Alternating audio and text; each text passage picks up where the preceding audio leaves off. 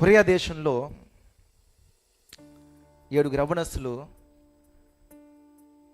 Picnic వెళ్దారని ప్రార్థన చేసుకుని బయలుదేరదామని చెప్పి అనుకున్నారు. పిక్నిక్ జస్ట్ ఏదో ఖాళీ ఉన్నట్టుంది పాపం వాళ్ళకి.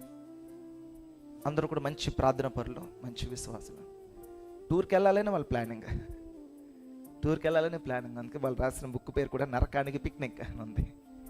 ఈ పిక్నిక్ వెళ్దామని ప్రభు తీసుకెళ్ళి నరకాన్ని తీసుకెళ్ళాడు. రైట్. ఒక గ్లోబ్, ఒక రౌండ్ స్టోన్, ఒక రాయి ఉందంట. వాళ్ళు ప్రార్థన ఇలా మొదలెట్టారంట. దేవుడి సన్నిధి అలా నింపబడుతుంది. చూడండి, ఈ 7గురిలో కూడా ఏ ఒక్కరు కూడా దాన్ని ఏమన్నారంటే ఏకాత్మ లేకుండా, ఏ ఒక్కరు కూడా ఇదేంటి ఆమె అనట్లేదు, టైం అయిపోతుంది కదా, ఏ మాత్రం లోక సంబంధ ఆలోచన లేకుండా ప్రార్థన జరుగుతున్నప్పుడు ప్రార్థనలో ఏకీభవిస్తూ దేవుడు నడిపింపుని పసిగడుతూ, ఎస్ ప్రభు ఇక్కడ ఏదో కార్యం జరిగిస్తున్నాడు, ఇదిగో ప్రార్థనలో ప్రభు మాట్లాడు. ఆ 7గురు ఏకీభవించి చేతులు పట్టుకు ప్రార్థన చేశారంట. ఆ 7గురికి ఒకే దర్శనం కనిపించిందంట.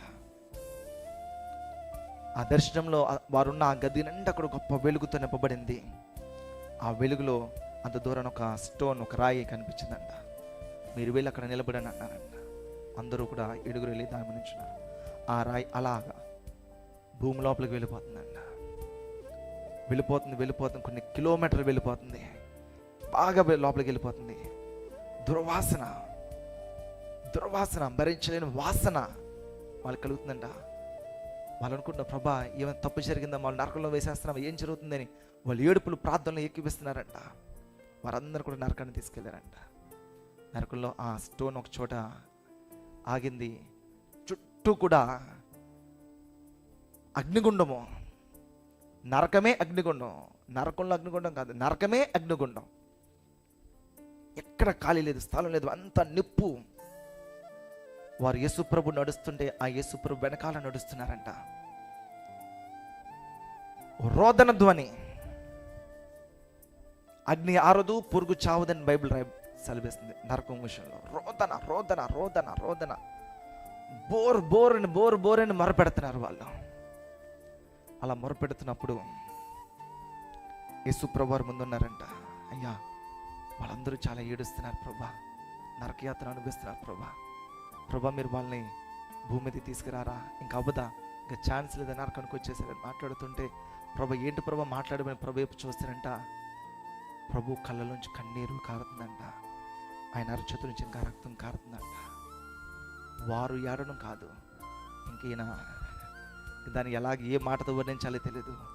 అంతగా ఆయన గుండె పగిలి, ఈ ప్రజల కొరకే కదా నేను ప్రాణం పెట్టాను, వీరికి రాకూడదనే కదా అంతగా నేను సిలువలో నలిగిపోయాను, అయినా సరే నన్ను తృణీకరించి వీళ్ళు ఇక్కడికి వచ్చారు, ఇప్పుడు నేనేం చేయను. ప్రభు దుఃఖపడుతున్నాడంట, కన్నీరు కారుస్తున్నాడంట. ఆ నరకంలో ఆ 7గురిని కూడా తీసుకుని వెళ్ళి అనేక అనుభవాలు వారికి ఇచ్చారు. ఆ పరిస్థితులు ఏ పాపంతో అయితే బ్రతుకున్నప్పుడు వారు చేస్తారో, ఆ నరకంలో కూడా అదే పాపంలో, అదే నరకంలో, అదే నరకయాతన వాళ్ళు అనుభవిస్తూ ఏడుపులు అంట 7గురు మనుషులు కూడా. ఎందుకు ఈ విషయాలు చెప్తున్నానంటే, ప్రభు చివరి వరకు బ్రతిమాలతాడు. ఆఖరి క్షణం వరకు ప్రభు బ్రతిమాలతాడు. మీరు గుర్తుపెట్టుకోండి. నేను మరలా చెప్తున్నాను, మీ దగ్గరకు ఒక సమస్య వచ్చిందనంటే, మిమ్మల్ని టచ్ చేసిందనంటే, ప్రభు అతని విషయంలో కార్యం చేయబోతున్నాడు. ఈ మాట గుర్తుపెట్టుకోండి. అతని విషయంలో కార్యం చేయాలంటే ఎవరో ఒకరు అక్కడ ఉండాలి. అందుకే నువ్వున్నావు అక్కడ, మీరున్నారు అక్కడ, పాస్టర్ గారు ఇంకొకరు వస్తారు, నువ్వు చేయి, కార్యం జరుగుద్ది. నువ్వు నిలబడి అక్కడ, అద్భుతం జరుగు. యేసు నామము, నీ నామం నా నామం ఎందుకు కాదు కదా, యేసు నామం అక్కడ ప్రకటిస్తే ఎటువంటి బలమైన బంధకాలు కూడా ఆయన తెంచివేసి బలపరిచి కార్యం చేయగలిగే దేవుడు ఆయన. ఈ భూమి మీద మనల్ని కూడా అదే స్థానంలో పెట్టాడు. అలా ఉండాలని ప్రభు ఆశపడుతున్నాడు. అందుకే అన్నాడు, ఇదిగో నా నామాన్ని మీకు ఇస్తున్నాను, నా నామంలో తండ్రిని ఏది అడిగినా. అంటే నామం అంటే యేసు అంటే రక్షకుడు, సేవియర్, రక్షించేవాడు. ఆ నామాన్ని మనకి ఇచ్చాడు. ఆ నామంలో మనం కూడా యేసు నామం విశ్వాసం అంటే రక్షించబడ్డారు. ఆ వ్యక్తి జరుగుతుంది. ఆ నామం దేవుడు మనకిస్తున్నాడు. ఆయన మనకిచ్చి ఆయన అంటాడు కదా, నేను చేకూరీలు చేస్తారు, నాకన్నా గొప్ప కార్యాలు చేస్తారు అని ప్రభు. ఎవరు చెప్తారంటే అది ఎవరైనా చెప్తారు? ఏ గురువు అన్నా చెప్తాడా? నాకన్నా నువ్వు చాలా గొప్పగా అద్భుతాలు చేస్తావయ్యా అంట. శిష్యుడు శిష్యులాగా ఉండు, గురువు గురువులాగా ఉండాలి అని ఈ లోకం మాట్లాడుతూ ఉంటుంది. కానీ ప్రభు అంటే ఇదిగో నా నామానికి ఇస్తున్నాను. నాకున్న సమయం కొంచెమే, 3.5 years టైం. నాకున్న సమయంలో నేను చేయాల్సిన పరిచయలు, నేను ప్రకటించాల్సిన సువార్తను కొన్ని ప్రాంతాలు, కొన్ని వేల కిలోమీటర్లు నేను నడిచి ప్రకటించాను. ఆ పరిచయలు 3 మరణించిన తగిలేరు, వాళ్ళు లేపు నేను వచ్చేసాను. కుష్ఠరోగులు తగిలేరు, వాళ్ళు స్వస్థపరిచేశాను. గుడ్డువారు తగిలేరు, వాళ్ళు స్వస్థపరిచి నాకున్న టైంలో నేను చేశాను. నా నామానికి ఇస్తున్నాను. వాటికన్నా గొప్ప కార్యాలు వెనక వస్తున్నాయి. అంచెదినాల్లో భయంకరమైన అపాయకరమైన కాలం వచ్చును అని బైబిల్ సెలవిస్తుంది. దాని కొరకే దేవుడు మిమ్మల్ని నన్ను పెట్టాడు ఇక్కడ. అంచెదినములు అపాయకరమైన కాలంలో వస్తున్నాయి. ఎందుకంటే అపవాది ఇంకా పిచ్చిరేగుతూ సమయం కొంచెమే ఉంది.